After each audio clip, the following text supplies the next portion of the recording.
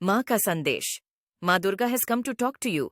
मेरे बच्चे, जब हर कोई साथ देना छोड़ दे तो मेरी यह दो बातें याद रखना। तब लोग तुम्हारा कहना ही नहीं मानेंगे, बल्कि तुम्हारी इज्जत भी करेंगे। मेरी इस बात पर पूर्ण भरोसा रखना, क्योंकि जो बताने वाली हूँ वह आज तक मैंने तुम्हें कभी नहीं बताया। और तुम्हें भी मेरी बातों पर पूर्ण रूप से ध्यान देना अति आवश्यक है।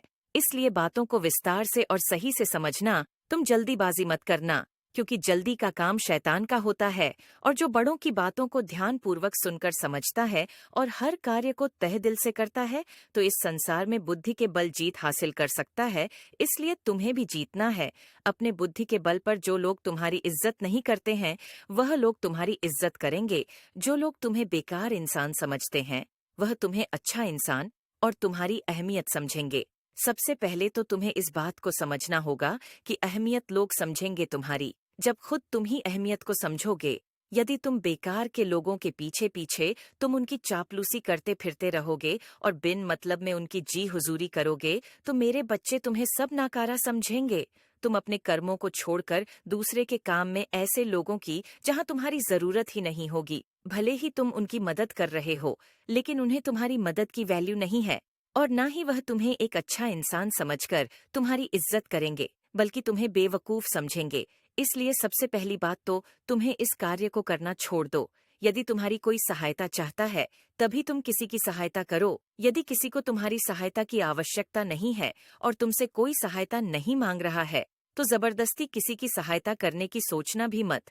बस अपने काम से काम रखना, जो तुम्हारा कर्म है उसे करना।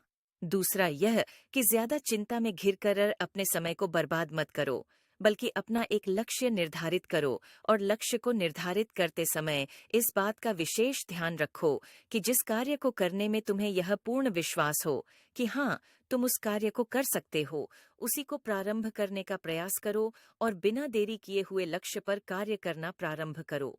इसके साथ ही तुम्हें एक लक्ष्य चुनना होगा, क्योंकि अगर तुम बड़ा लक्ष्य चुनकर उस पर धीरे धीरे कार्य करोगे, तो तुम एक न एक दिन अवश्य सफल हो जाओगे। और जिस दिन तुम सफल हो जाओगे, उस दिन पूरे संसार के सामने तुम्हारी एक अलग ही इज्जत होगी, एक अहमियत होगी। लोग तुम्हारे आगे सिर झुकाएंगे और तुम राह आदर सम्मान करेंगे, तुमसे बात करना चाहेंगे। जो लोग आज तक तुमसे दूर जा रहे थे, वह भी लोग धीरे धीरे करके आना प्रारंभ कर देंगे, क्योंकि लोगों की नजरों में तुम्हें उठना है। खुद की नजरों में तुम उठे हुए हो, लेकिन लोगों को